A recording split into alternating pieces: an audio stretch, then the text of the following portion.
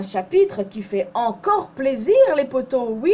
Bienvenue à toutes et à tous, je suis Marius, j'espère que vous allez bien. Alors aujourd'hui je vous retrouve pour ma review sur le chapitre 1005. Bien évidemment, vous le savez, c'est vrai que ça sert un peu à rien de dire ça à chaque fois dans mon intro puisque vous savez pertinemment que c'est une review. Mais bon, c'est la force de l'habitude, ne m'en voulez pas. Le chapitre de cette semaine était vraiment incroyable parce qu'il met en avant un personnage qu'on espérait voir en avant justement.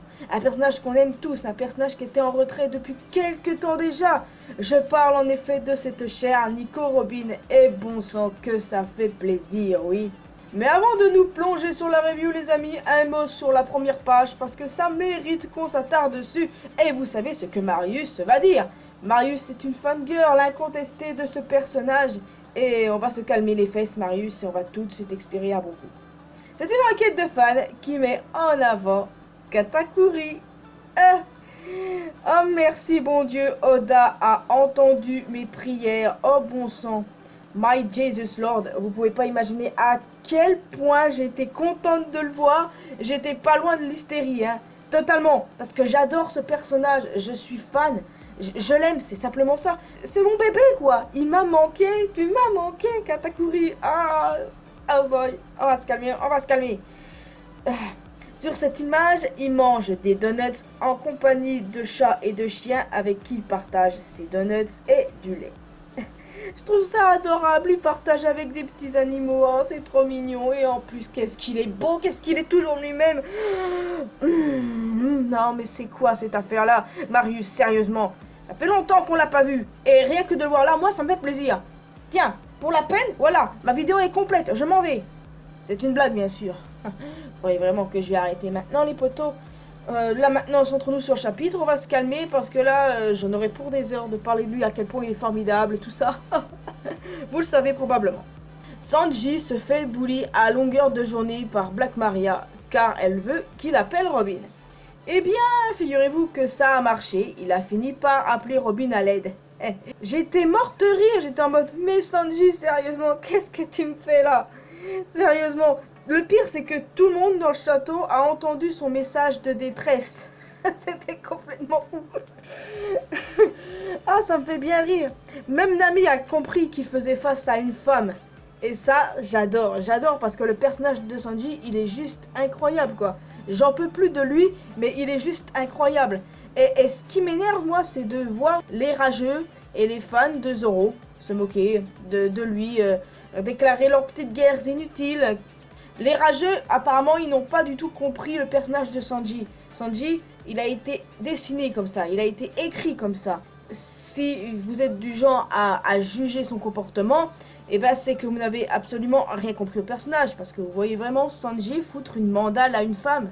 C'est pas du tout dans son caractère, c'est pas du tout dans son esprit, c'est pas du tout comme ça que Oda l'a dessiné. Sanji est et restera comme ça. Je comprends pas pourquoi est-ce qu'il y a des gens qui sont en train de gueuler pour ça. Et puis les fans de Zoro qui vont chercher la merde à tout va, c'est réciproque, hein. Mais moi en fait j'en peux plus les amis, je vais juste sur leur chaîne pour voir les spoilers. Mais je pense que je vais m'arrêter de les regarder les spoilers parce que parfois j'en peux vraiment plus. Ça décrédibilise un personnage et la guerre entre les fans de Zoro et ceux de Sanji, ça m'énerve vraiment.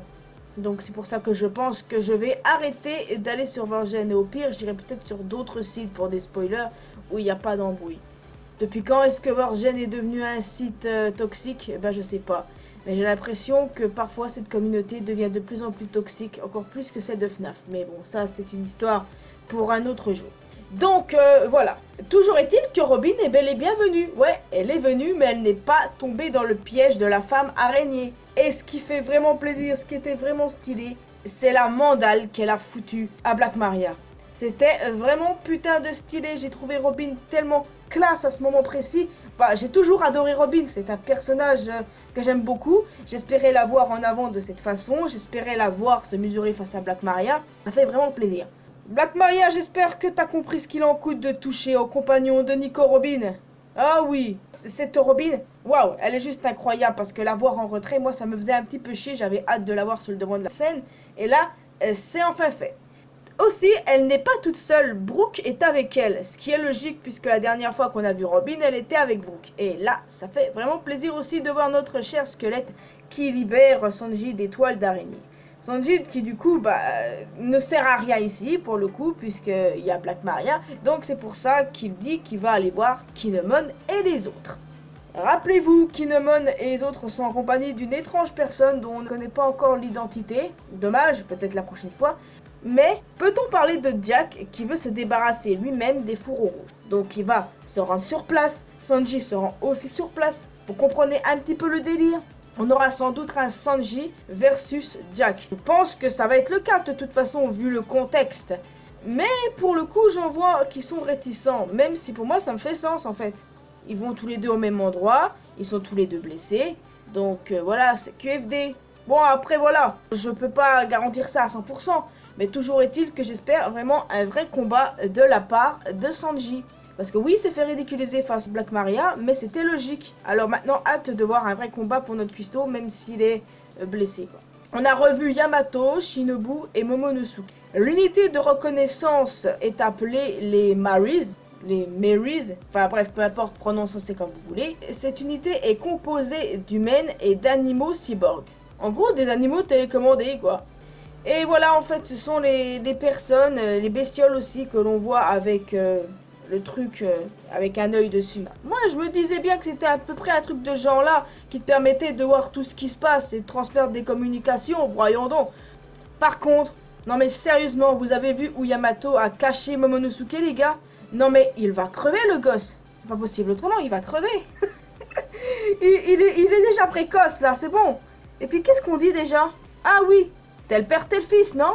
En tout cas, je suis vraiment morte. Mais quand elle va le sortir de là, il va être décédé, le gamin. Et tout ça aura servi à rien, il sera déjà décédé, c'est bon. Voilà, ça me fait quand même bien rire, ces trucs avec Momonosuke, pour le coup. Non, mais j'espère quand même un combat sérieux aussi avec Yamato. Et puis, comme si ça suffisait pas, Black Maria aussi s'est foutu à poil. Bon, on la voit que de dos, avec une inscription très intéressante, une mise en garde pour les hommes. Ok, ça excite légèrement Brooke. On va avoir un combat incroyable. En même temps, c'est vrai, j'espérais un Robin versus Black Maria, mais si Brooke se rajoute, moi, personnellement, ça ne me dérange pas du tout. Au contraire, ça peut être encore plus intéressant. Brooke et Robin vont affronter la femme araignée, ça va être le feu. J'ai hâte de voir ça. Oh, Robin, sérieusement, tu peux pas savoir à quel point je t'aime, parce que voilà, elle tient tête jusqu'au bout, ce personnage est juste incroyable. Comme si elle allait se laisser capturer comme ça, là. Mais vu que les transmissions, là, sont entendues partout, vous croyez que le CP0, il l'a entendu? Parce que le Cyberpole, on a appris Robin, aussi. Ok, bon, bah vous savez quoi, on verra ça, les amis, la semaine prochaine, oui, parce qu'on aura un chapitre la semaine prochaine. Après tout, on sort d'une pause, donc on retourner dans une pause, ce serait un petit peu chiant, mais bon. Va-t-on retourner sur le toit? Va-t-on enfin voir qui la personne avec les fourreaux rouges? Sérieusement, est-ce que c'est Yori ou bien Ener? Est-ce qu'on va voir la continuité du combat Brooke Robin versus Black Maria? D'autres combats? Dans tous les cas, moi, j'ai hyper hâte de voir la suite. Et je suis sûre que c'est votre cas, à vous aussi. Mais je peux vraiment vous dire que je suis vraiment contente que Robin soit enfin mise en avant. Et la confiance de Sanji en elle est juste incroyable. Et c'est ça qui fait le charme de cet équipage. La confiance entre eux. Et bien entendu, je ne veux pas de commentaires désagréables envers Sanji, s'il vous plaît. Bon voilà les amis, je viens de terminer cette review, j'espère que vous l'avez apprécié. Dites-moi ce que vous avez pensé du chapitre, ce que vous avez le plus retenu, si vous êtes content de voir Robin mise en avant, tout comme moi je le suis. Dites-le moi, vous pouvez laisser un petit pouce bleu, partager avec vos amis, me rejoindre sur mes réseaux sociaux, Facebook, Twitter et Instagram, me retrouver sur Discord, rejoignez la communauté mariusienne si vous le souhaitez. Et quant à moi, je vous retrouve dans une prochaine vidéo. À la prochaine les potos!